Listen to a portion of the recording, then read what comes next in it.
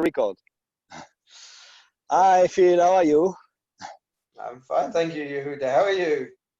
I'm fine. You see, I am outside in the first station. It's quiet because of the COVID.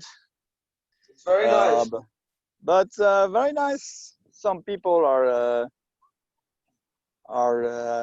having a walk and. And I'm at home. I'm here in Okay. Suradata, Yeah. which is, for anyone who doesn't know, between Jerusalem and Bet Shemesh, and right next to the Green Line. So Okay. I live in an Israeli town inside the Green Line, but with Palestinian towns at the bottom of the hill. And so we have excellent relations here. And from that has come ideas that we're formulating together of how to live in this land together, where the Green Line doesn't matter, that separation, we don't need separation between Israelis and Palestinians in this area, and maybe that's a vision for the future for everybody in this land. Yeah, and it's already the reality here in Jerusalem. I'm living in Jerusalem, and we are working together, Jews and Arabs, and I'm living in Katamon, which is near Beit Safafa, which was a Palestinian village, and now is a Jerusalem neighborhood, and it has kept its character of Arab village, and it's very nice to be there too. And so we mingle every day, and there is no green line and no separation. So we met to speak first about Israeli-Palestinian federalism. So I wanted to. We spoke about that before, and I would like to hear once more what is your position, how you see it.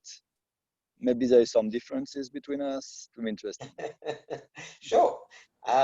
Okay, so for me, the most important issue is the idea of separating into two states is something that has been discussed for many years, and it didn't get anywhere for all sorts of political reasons. But based on the experience that I have here, I think it's partly because there are lots of people that don't actually want to be separated from each other, and it would be a kind of lose-lose. Okay, to have to cut the land up and say, okay, this is for Israelis and that is for Palestinians, and build a wall and two separate states, then we can't continue operating together. And also, we don't have access to the other half of the land. And Yeah. I think the reality is that both peoples feel connected to all of the land. And so if we only end up having half of it each, we're not getting everything that we want. The Palestinians feel very connected to places like Haifa and Jaffa, and we have connections to many of the places in the West Bank or Judea Samaria, depending on what you call it. Lots of the biblical locations, and Hebron, the place where the forefathers Abraham, Isaac, and Jacob were buried. That's a very important location, and the idea to separate and divide the land is not perhaps what we really want to do. And maybe that's why the two-state solution never actually happened, and it opens up a window for doing something much better. But if it's not two states, then some people would say, okay, so it's going to be one state. Okay, we're all going to live together in one state. And that would be a binational state, because we have two different peoples in this land. And we're not trying to become one nation, one people. We want to remain two different nations. We don't want to assimilate with each other. We want to preserve our cultures and identities, but we want to share one land. And so to go to being one state, one democratic state where we're all voting on things together, I don't think is the right solution either.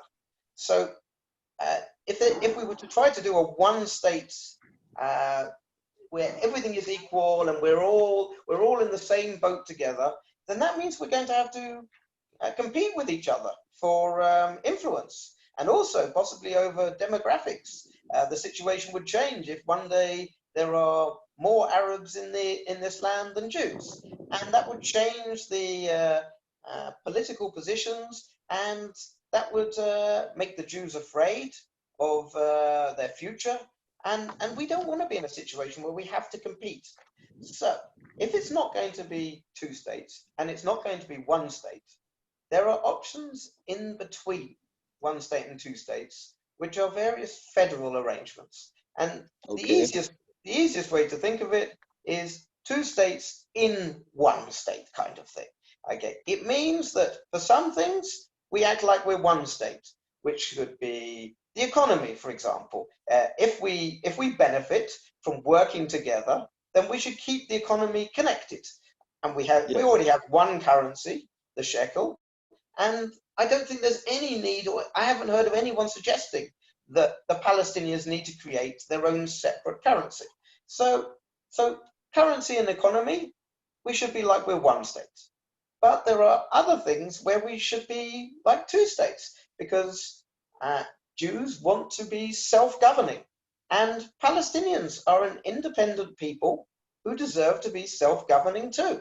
And so therefore, you can create a situation where we have two governments, all within one land, but each government is for the particular specific people. So a government for the Jews, a government for the Palestinians, and there would need to be some kind of structure, a government perhaps, which would be federal, because there will be some things that we need to operate together.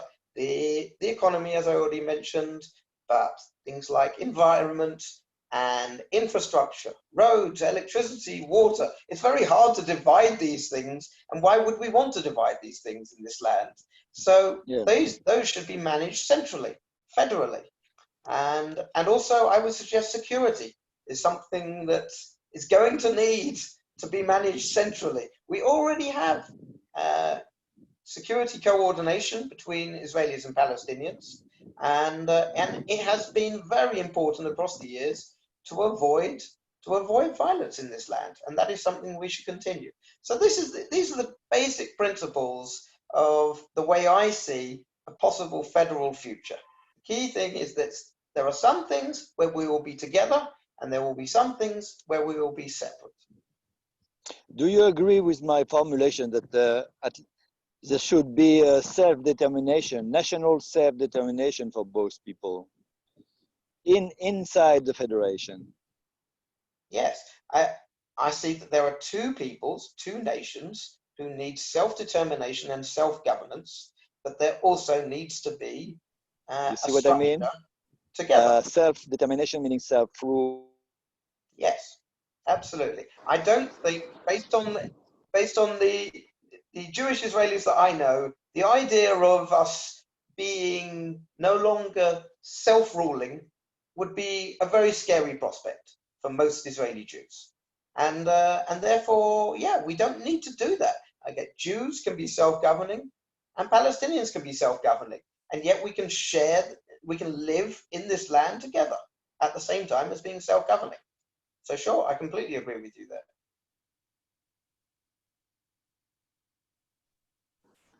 Okay.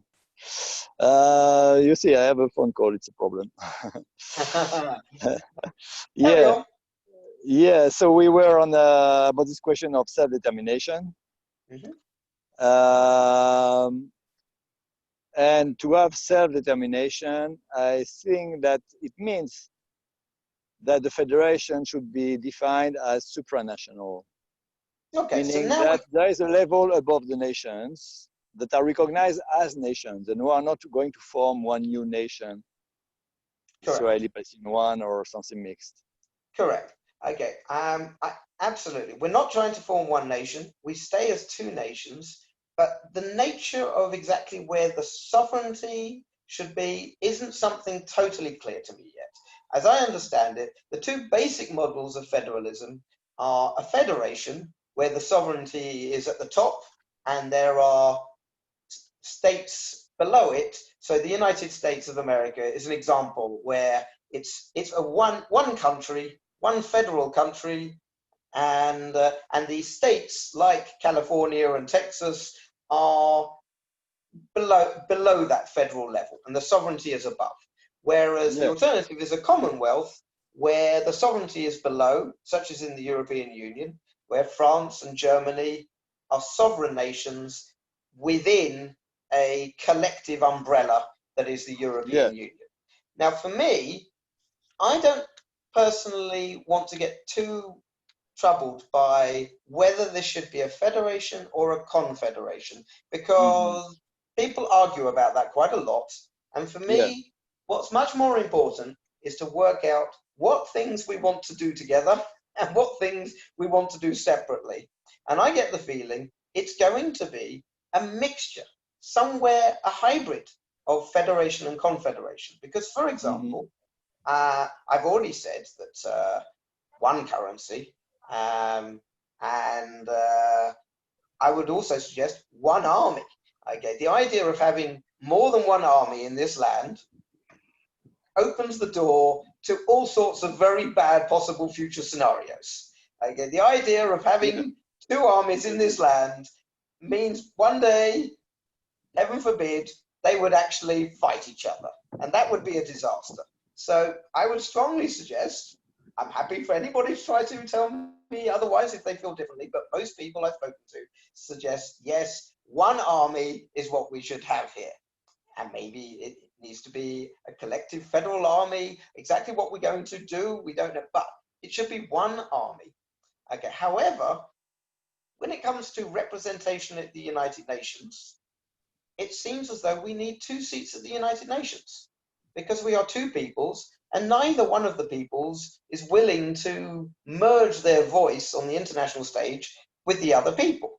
And so if we just focus on those two points alone, then one army is normally typical of a federation. If you have a federation like the United States or Australia, there's one army. Whereas if you have a confederation like the European Union, then each of the constituent states can have their own army.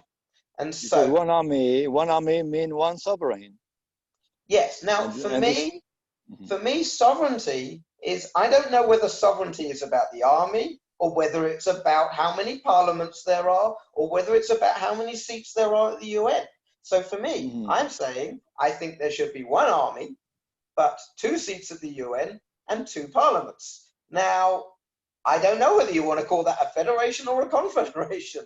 It's something in between. If it were a federation, it would generally be one army, one seat at the UN, and one government. If it was a confederation, it would be many armies, many seats at the UN, and many parliaments. Okay, so yes, that's why I prefer.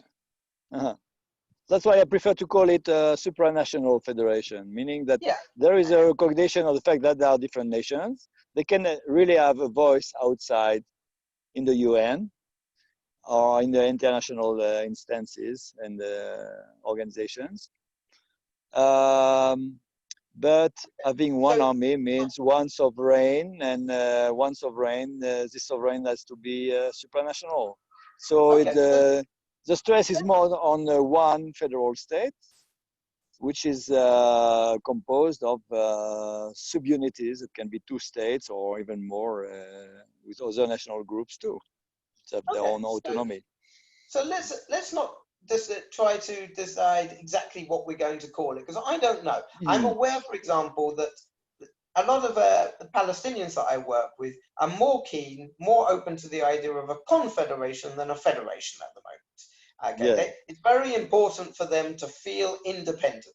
And if we talk about placing sovereignty above, then they feel potentially threatened by it, that maybe they're not going to be truly independent.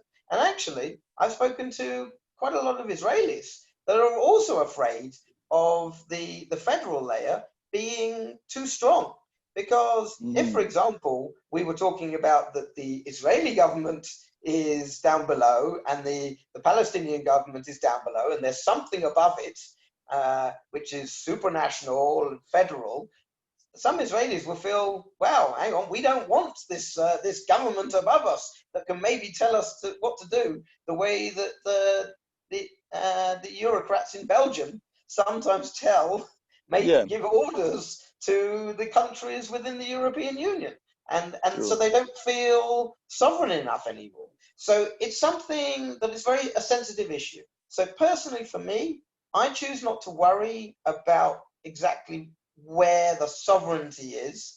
Okay. I also choose not to worry about demographics either, because I believe if we design this correctly, then we shouldn't need to worry about demographics or sovereignty, as long as each people gets to rule themselves in all the matters that count for that people. Then they'll be happy in this land. But at the same time, we've got to create some institutions or structure above that keeps us together. We do not want a possibility of a divorce in this land. The idea of Brexit happening here would be a disaster. So if we're going to form an arrangement to get together in this land and stop competing, stop seeing each other as rivals in this land, to see each other as complementary instead of contradictory, then we want to build it and make it strong and robust so that it can't fall apart the first time some problem happens. So that's what is more maybe important to call it a federation, because then you stress the fact that the common state, the overarching state is the federal one. Yes, I agree with you. But I agree with you that there are elements of socialism or confederalism, and because we want to. The reason I choose not to focus on the word is because, as I said, Palestinians are keener on confederation so far that I've spoken to, whereas, as you say, there are a lot of people that would like the idea of federation because it's much stronger. And also, history teaches us that federations succeed, whereas usually confederations don't succeed. They either fall apart or they advance to becoming federations. Now, however, I don't actually think that's what we want in this land. I don't think we want the idea that in the European Union, for example, of ever closer union. The idea that bit by bit we're going to get closer and closer until effectively we become one country at the end. Okay, I think we want to be one land, but I don't think we want to be one country where we all merge everything together. We are different and we want to stay different. And so the challenge is to preserve the differences that we want to preserve, whilst at the same time building a structure where we can be together on all the things that we want to be together. And we need to make it strong, and that's the aim. It's not just supposed to be a step along the way to becoming a federation later. Maybe one day that is what we want. But right now, according to everybody I've spoken to, it's not what we want at the moment. Okay. I want to tell you something about this question of federation and confederation. I hear many Palestinians or people that want a confederation saying we Palestinians need first to be independent, and then we can connect as equals and so on. Yes. But I think it's not realistic. It's not the way the story is working and going on just now. Because we tried for more than 20 years to have two states. And if the two-state solution is not working, and the Confederation wants first to have two states, so it won't work either. So we have to recognize we need another approach, I think, that to look at the situation now, not to being simply occupation, but being already a kind of federation which is unequal, very unequal, and that we have to, by small steps, turn the Palestinian autonomy into something close to a state minus. And we have to, on the other side, Israelis have to give up upon their absolute sovereignty, the control of all the state. And this won't be easy, but I think that's by small step and by building trust, it will be possible. Yeah. And I want to answer to the one problem you raised. That is the fear of too strong federal states. And the answer to that is a principle of subsidiarity, meaning that you give the less authority to how do you say samchuyot in English. You give less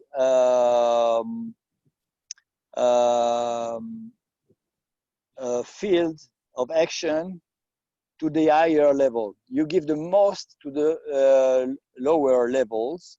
So there is a lot of personal autonomy, of community economy, local autonomy, regional autonomy, national autonomy, I meant.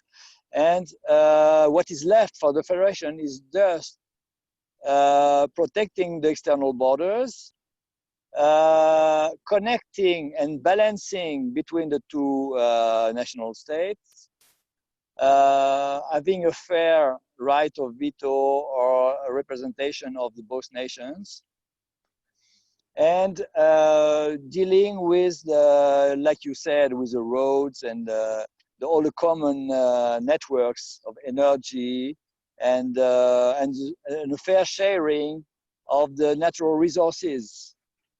So there is no reason to be afraid of that. There is no reason to be afraid that there will be a system of real sharing and justice at the top level that will prevent one side to dominate the other. There is no reason to be afraid, because all the cultural field, the language, the education, all the national symbols and everything will be dealt with by the national states at the national level. Okay, so I think that the federation should be, yeah. Let me answer, because you covered a lot of ground, and basically, I pretty much agree with everything you said. First of all, I think the easiest way is to start with the reality at the moment and then make it better, because some of the things are already working. We've already got security coordination, and we've already got an infrastructure that is in many ways connected. There is one electricity infrastructure, one water infrastructure, and we shouldn't have to try to separate, to create two states first. I've heard this argument suggested by some diplomats, that what's required for the Palestinians to choose to be in a confederation is that, first of all, that they would need to be fully independent first for a time, and only then would they feel strong enough and independent enough to join in a confederation with Israel. But the problem with that is that it effectively means you have to build the Berlin Wall before you can tear it back down again. And that's a great shame. If we've got some things that are already working, then let's not rip them up just on point of principle, just so that we can separate first and then totally freely decide to come back together again. Much better is to start with what's already working, but at the same time fix what isn't working. So, for example, the occupation is a military occupation of a people. That is completely not the future that we want in this land. It's fundamentally unequal, and it does not give the Palestinians the human rights and civilian rights that they deserve. So the idea of the federal future that we see is that the army's job will not be to be meddling in internal affairs for anybody. The army's job will be to protect our collective external border, and it will be the job of police forces to police the situation internally, and that would mean that in Israeli towns there would be Israeli police forces, and in Palestinian towns there would be Palestinian police forces, and there would also be federal police for handling situations where Israelis and Palestinians are meeting in open areas. And so, yes, we do not need to separate first in order to build this. So we should start with what we already have. Okay, it's much easier than trying to tear everything up and start from scratch. But we do need to fix the problems. There are many problems that need to be improved for everybody's benefit. If everybody's happy in this land, things will be much better for everybody. But as you said, you talked about the role of the federal layer. I agree with you. From my perspective, the federal layer, the job of the federal layer should be to protect synergies and autonomies. It should not be to be able to govern and overrule either the Israeli people or the Palestinian people. The job of the federal layer is to provide a structure for all the things that we choose to do together. And some of those things we choose are to have independencies from each other. So therefore, the job of the federal layer is to preserve all the things that we want to be together, but also preserve our rights to be separate in certain things that we want to be separate. So that's the way I would describe it, which is pretty much, I think, exactly what you said. Yeah. Now, how do you see the ways, the steps to go to reach this federation?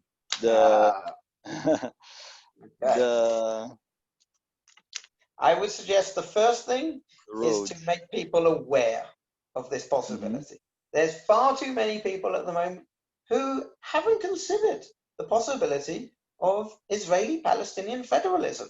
We've been going for so many years on the principle of the two-state solution, and the international community has always been saying again and again and again, we stand committed to the two-state solution.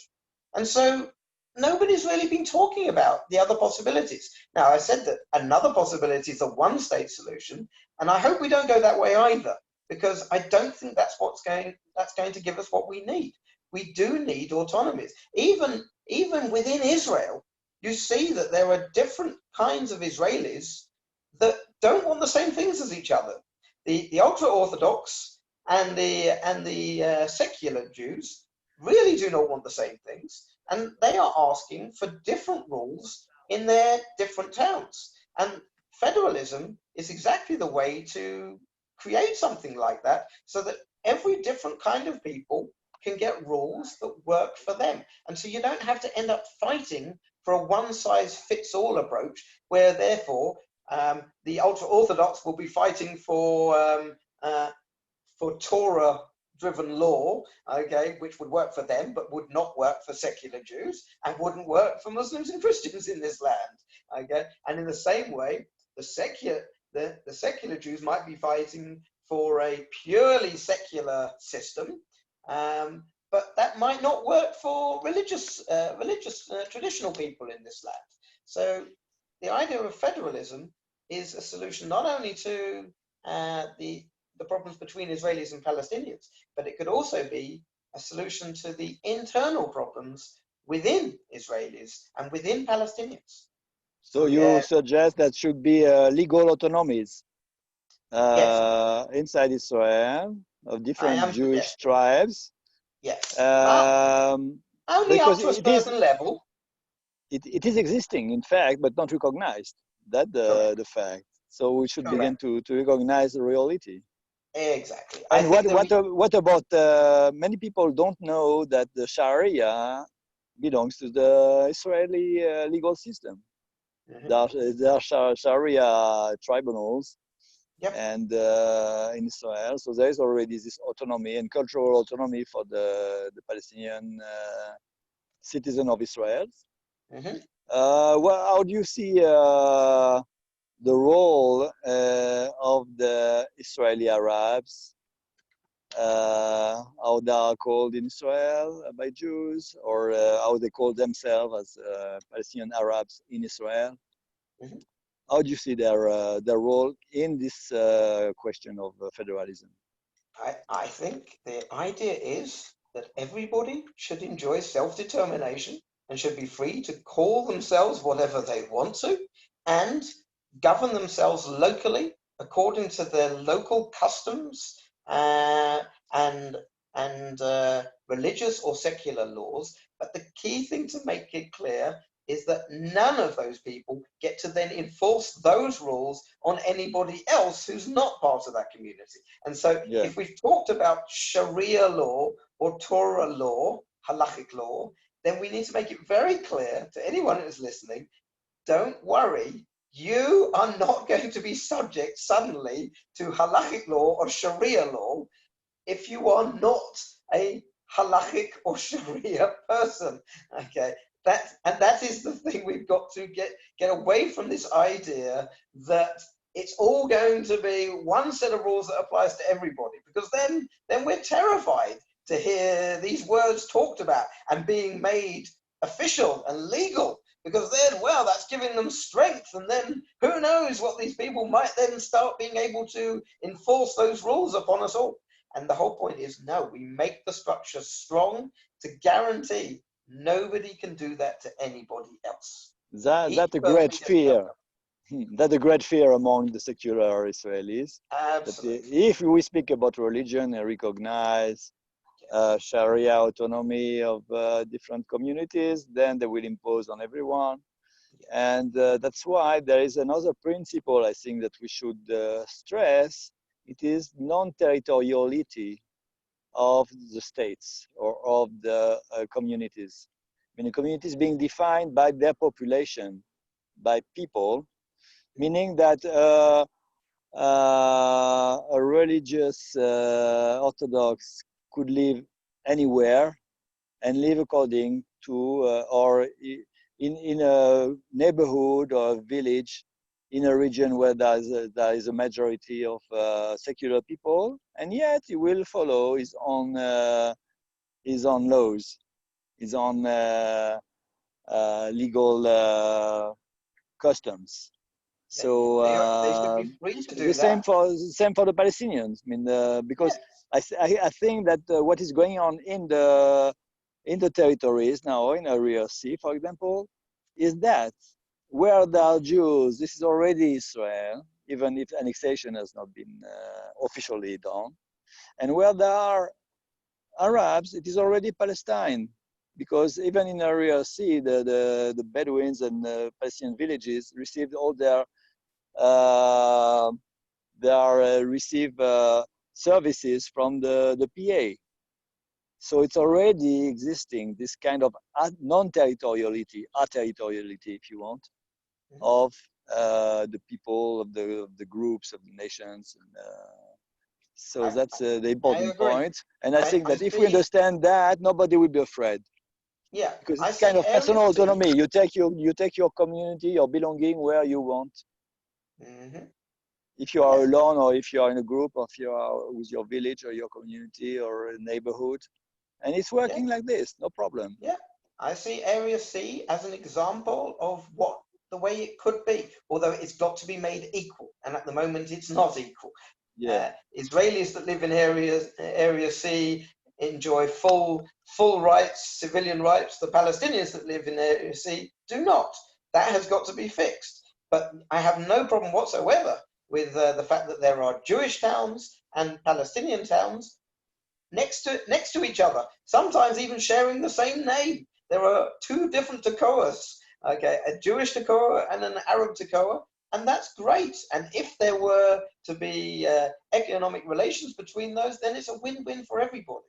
And we have that in some other areas. I think in the Galilee and of Jews and Arabs coexisting, and they keep their separate towns. And yes, they should each get to define, according to their own rules, how they want to live within their towns. And so everybody should get to live according to what works for them, and not in any way be allowed to try to enforce those on other people that don't want those rules. Yeah. Now tell me, there is one point which is more difficult, is the question of security, question of the army. Mm-hmm. The police, I think, is more simple. Overall, we can say that Palestinians ask for equality and freedom of movement in general, and Jews are very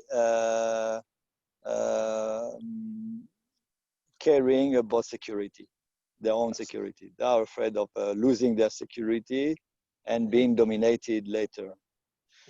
Or invaded by other Arab states. So it seems to me that to equality could be reached. Not very. It won't be very difficult because most Israelis agree that they don't want to dominate another people, and they want the other people to be treated equally. But they are afraid that if they are equal, then they will dominate them. Then Jews will lose their security. So one answer would be. So the question is about the army. Should the army be controlled by Jews exclusively, or should it be shared equally, or something else? What is your?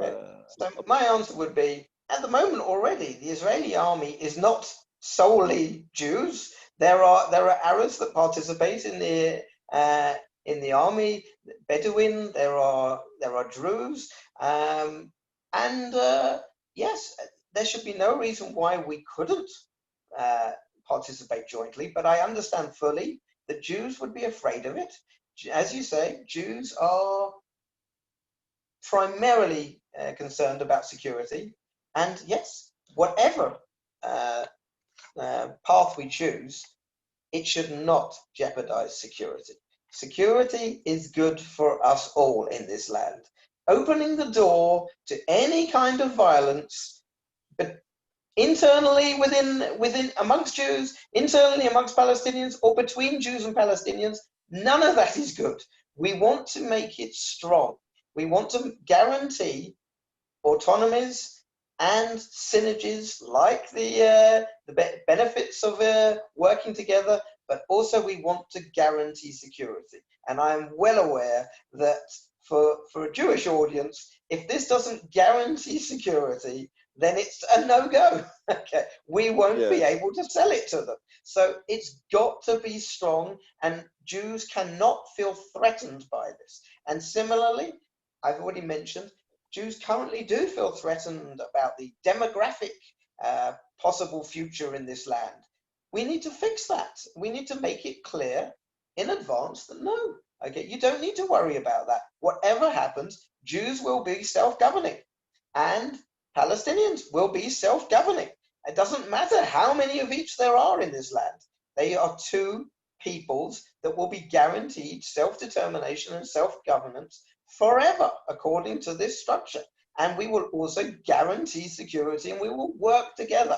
We will not open the door to any possibilities where we just, oh, okay, now we'll just trust each other and we'll just all lay down our weapons and everything will be fine. No, we live in the real world, and we need to make sure it's going to be fine. And we also need to make sure that we're safe from our neighbors outside, even though, as it happens, there's some very good developments in that direction recently. And maybe this can be part of peace in the entire Middle East. But we need to sort things out between Jews and Palestinians in this land. That is our job. And we now have an opportunity to do so, because lots and lots of people are saying, okay, the two-state solution, it looks like it's just not going to happen. And so people are now asking, all right, what is going to happen? And so we've got to put this out there now and say, here's a possibility that would be better than two states. It could give us all what we need. Okay, we all get to live in the entirety of the land, but with all the things that we need, meaning our self-determination, meaning our security, prosperity, dignity, freedom, and also, by the way, it's very important to say that the Jewish law of return, that we can bring Jews who need to come to live in Israel, that is something that we struggled thousands of years to be able to have a situation, a homeland where Jews can be safe. We can't jeopardize that either. But in the same way, we need to understand also there are Palestinians that live outside this land and that would want to come home, and we should be able to allow that to happen and welcome it without being afraid that we're going to be overrun. And that means we've got to structure this in a way so that if many Palestinians from other countries in the area did come back to this land, there's no reason for Jews to be threatened by it. Now, I would suggest, though, that would be managed in a controlled fashion on both peoples. Because if you have millions of people all of a sudden arriving in a land that places a huge strain on resources and what. So we should work together on that to agree what's the right way of handling it. But at the same time, we must guarantee that those rights are going to be fulfilled. These are national aspirations, and they are part of what we've fought for so many years for these rights, and nothing we should build should be a threat to that. We should actually fulfill the national aspirations, but in a way that is not one nation against the other. Okay. We do not have to be competing. If we build it correctly, we will not jeopardize security, we will not jeopardize our rights, we will actually guarantee those rights for both peoples for eternity in this land. That's the aim. Okay. I can suggest a way to manage. It's important to enter the details a little bit, I think, too. To manage the problem of the right of return and law of return. Yes. It seems that it would be important to have some partition of the land, not a national one, not national territories and not internal political borders, but districts like cantons or districts that reflect the reality on the ground. There are areas, area A and areas in Galilee or in where there are 100% Arabs living together, Palestinian Arabs. There are a lot of areas where nearly 100% of the population is Jewish, and you have many areas and towns that are mixed. So we could say that there are three kinds of districts, mixed districts, like Jerusalem, Haifa, Jaffa, and so on. And you have Jewish districts and Palestinian districts. And then the right of return and the law of return will apply at the national level. Each people will integrate its own nationals in his own area. Mm-hmm. So nobody will feel suddenly, occupied or with a huge wave of immigrants that don't belong and that change the statu quo of their area and life. And it's true between religious and seculars. I mean, today we can't live in Nebrak or in Mea Shearim if one is not keeping the halacha, is not religious, and people are secular don't want religious people to come and take over their neighborhood too. So there's a balance to find between collective rights and individual human rights. I completely agree. I think this is possible. And then in the mixed districts, the mixed town, there should be an agreement to have like 50-50 or kind of agreement for immigrants. Each mixed district would work out for themselves.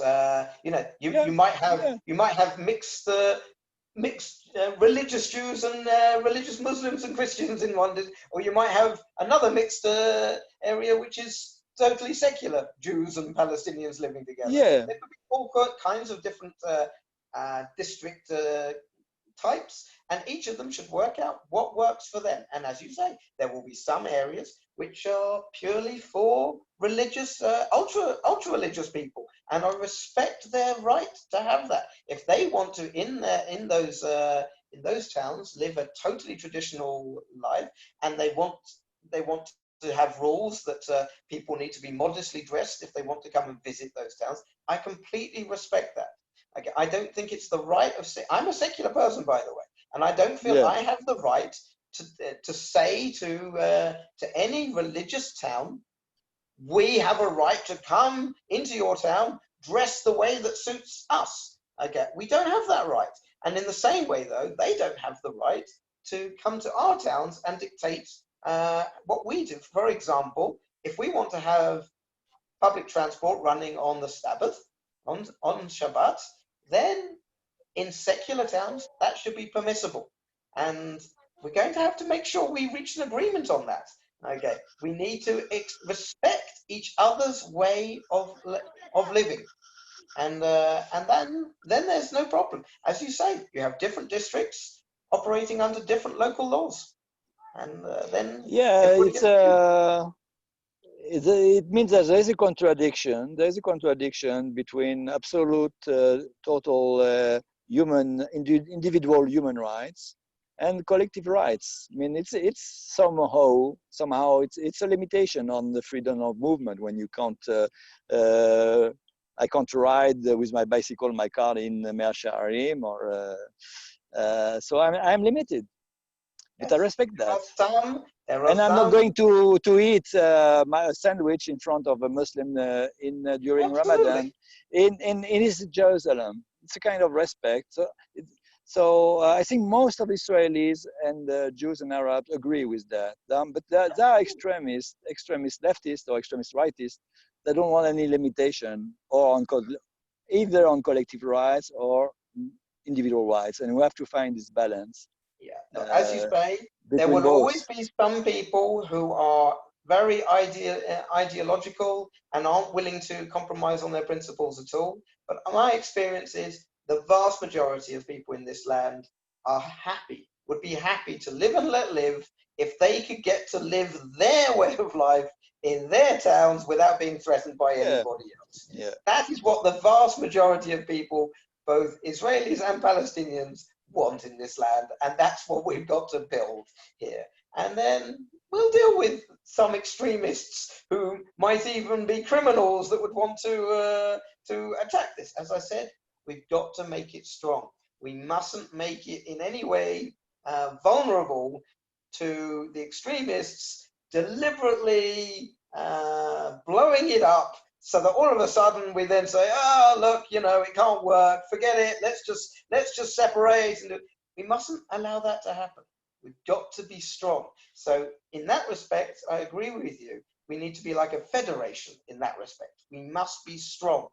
Okay, but in other ways, we must be like a confederation where we've got a lot of separateness as well, separate rights. And so we've got to work on the details. And there's plenty of work to be done, but I would suggest that the right thing for us to be doing now is to at least put this idea out there to be discussed, and hopefully at all the levels. And then let's all work together, because while it's only a few of us working on it, we can't necessarily know what all sorts of other people's needs would be. And so the sooner we're talking about it at a grand collective level, the sooner we'll be able to work on actually making it a reality and working out the details to make sure that it would actually work in practice. And maybe we'll speak about the last hard problem that I can think about is it's Jerusalem and the holy sites, the Holy Basin in Jerusalem. I see those the Temple as wonderful Mount, opportunities. Haram al-Sharif. Yeah. Okay. I personally see, I have said, the vision should be that we live together in this land and we respect each other's rights to pray at holy sites in the form each of us wants to. At the end of the day, we're talking about the three Abrahamic religions. We all worship the same God, and we're all descended at the end of the day from one people. And so one theme that I really like is something that I refer to as Abrahamic Federalism, which is the idea that it's not just about federalism, it's also remembering our collective joint heritage, which reminds us why we're all in this land. It's not a coincidence that there are Jews and Muslims and Christians in this land. Okay, those three religions are all descended from our common patriarch Abraham. And if we remember that, then we hopefully can remember that we don't need to be fighting here, and that we're all meant to be here, and we should welcome each other's presence in this land, like I said, as complementary, not contradictory. And in the same way, when Abraham died, and according to the Bible, Ishmael and Isaac came together to bury their father together, I suggest it's time for the Israelites and the Ishmaelites to come together to bury the hatchet here in this holy land and be a light unto the nations of the way things can be. Okay, but it's our job. It's our job to sort out our problems here in this land. And in order to do that, we need to value each other, respect each other, and want to live together in this land. So for me, the existence of those religious sites are actually an opportunity, a reminder of why we're here and how we need to respect everybody's rights here in this land to pray at those religious sites. It's a wonderful, it's an amazing, unique land we live in, and we should feel blessed to live here, whether we're religious or secular. It's a wonderful land, and we should enjoy it all together. Yeah, you know, I think we have in common this idea that God is the Lord, God is the King, and if we can't accept Jews and Palestinians, which means the three Abrahamic religions, if we can't accept the same sovereign, supranational sovereign politically, it means that we are not recognizing really the Lord of the universe as our God. I mean, that the secular political aspect of this idea. And it's a big responsibility, I think, upon Jews and Arabs here in Israel, between Christians, Muslims, and Jews, that if we don't agree together, I don't accept one common law and sovereignty upon us, that will mean that we are not really recognizing the same God. We are just using nationalism using religion for our own nationalism, and it doesn't it make our religions lose their any credibility, I think. So it's very very important, and I see that this idea of federal state and supranational federalism as very meaningful for religious people, okay, and having a meaning. So because then if we agree upon the fact that Jerusalem will be the federal capital, then it won't belong to the Jews, it won't belong to the Arabs, it won't belong to the Christians, it will belong to the Federation, to the federal sovereign above us. And it will really give Jerusalem its real meaning, I think. Yeah, I totally agree. Jerusalem, I think both peoples agree that should be the capital city. It's the holy city. This is the Holy Land. And yes, the three Abrahamic religions absolutely need to see each other as brethren and welcome each other's presence in this land. And therefore, yes, as I said, we all worship the same God. Therefore, those religions need to be proud to stand alongside each other here in this holy land. But I want to make it clear that, as I said, I'm secular, okay, and I do not feel that it's a requirement of every person in this land to, in order to be part of this vision, to embrace God, embrace religion of one kind or the other. There's no requirement whatsoever for that to happen. We're simply saying that for the religious people, they need to be part of a bigger vision, okay, that this is the Holy Land that does not belong to one religion or the other, of any of those three. It belongs to all of us, and that includes the secular members of each of those peoples. And so everybody is free to follow whichever religion they want, or not to follow any religion if they choose not to. If they want to choose a secular life, totally free to do that as well. So let's be clear, we're not going to be building some kind of theocracy in some way here. Okay, this is something where each people gets to live according to their rules and principles and ideals. I agree absolutely. Okay, Even if wonderful. I don't define myself as secular, not exactly as religious either, but not as secular. And I think there is a room for humanistic philosophy and for religious philosophies in different religions. In the end, those are different aspects of the same thing, or different languages.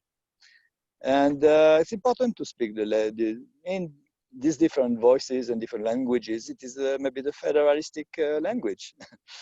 To be able to speak different languages and use different terminologies for the same project.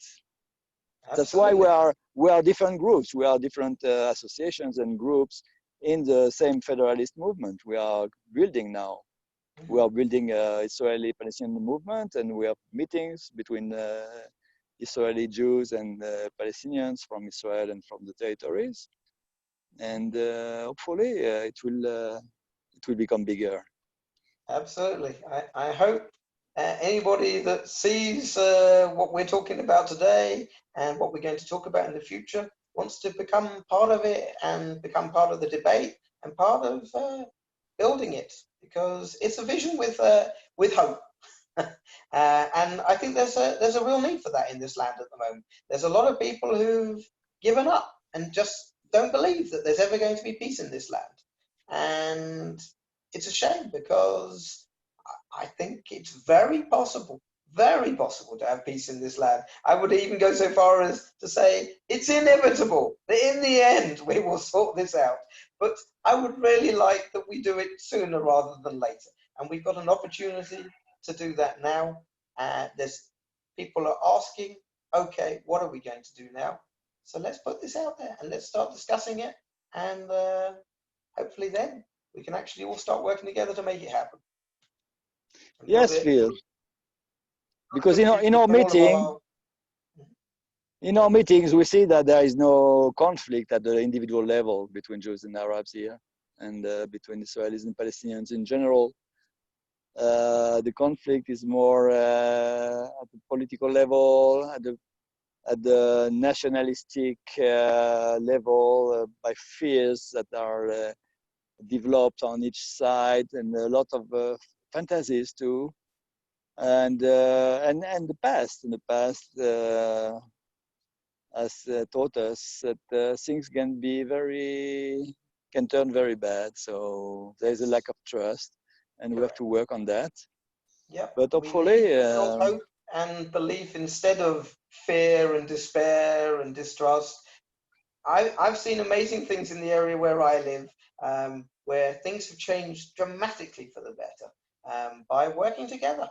And if it's possible in this area, and I'm talking about between Israelis and Palestinians, and if we can do it here, I see no reason why we shouldn't be able to do it in the entire land.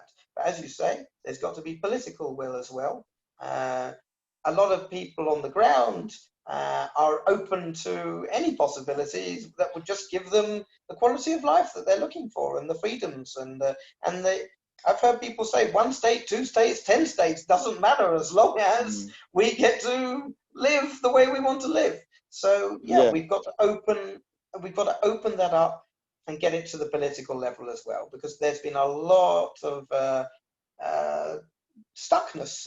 We've basically been stuck to a particular paradigm, and we need to open that up. And I would suggest a lot of the reason is actually the international community that they believe fundamentally that the solution has to be 2 states, because that's the approach they've taken elsewhere in other parts of the world when there are conflicts. And maybe it was right, maybe.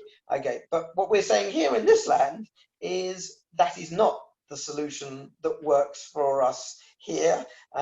One story I heard, which I'll just quote to it, maybe in this, is the story of King Solomon and the baby.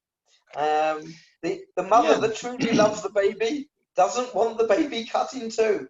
That's the lesson of that story. And if we truly love this land, we don't want to cut it into 2. That's not what we want here in this land. it would be a tragedy, and it would. I call it a lose-lose. We wouldn't, even if we did and we separated. Then who's to say that we would have friendly relations with between the two states? Some people say, okay, we'll do two states, but there'll be open borders. But the problem is, if it's two totally separate states, as I said, it's far too easy that at the first sign of trouble, that we just decide, that's it, and we're separating, and then we build a great big wall. We don't want to open that possibility. And there are people that want to make troubles. We are not lacking of extremists. Exactly. And so we need to make sure whatever we build is going to be robust and strong, so that the spoilers, we want to include the spoilers as much as possible, by the way. Bring them in, okay, if we can. We've talked about bringing, making things fine for religious people and for secular people, okay. There's no reason why the vast majority of people shouldn't want to be part of this vision if we build it correctly.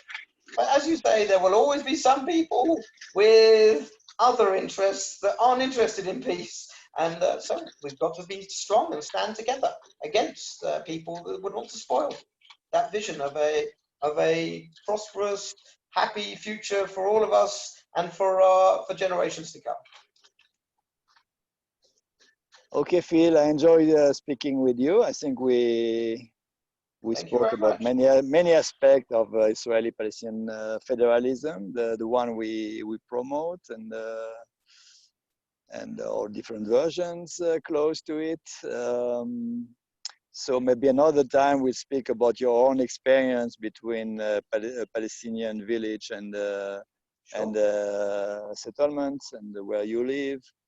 To get down now to the micro level. Yeah. I'd be happy to talk about the steps that we took in this area to change the reality from one where Israelis and Palestinians totally distrusted each other. The second Intifada was a total disconnection, and we've managed to move past that and turn the clock back. But it didn't happen overnight. You have to make changes and build confidence and build a win-win for everybody to want to work together again. And that's what we did. And now we've reached a stage where in this area, it looks like there's no risk of ever going back because people have got too much to lose now. And that's what can be done. And that's what you have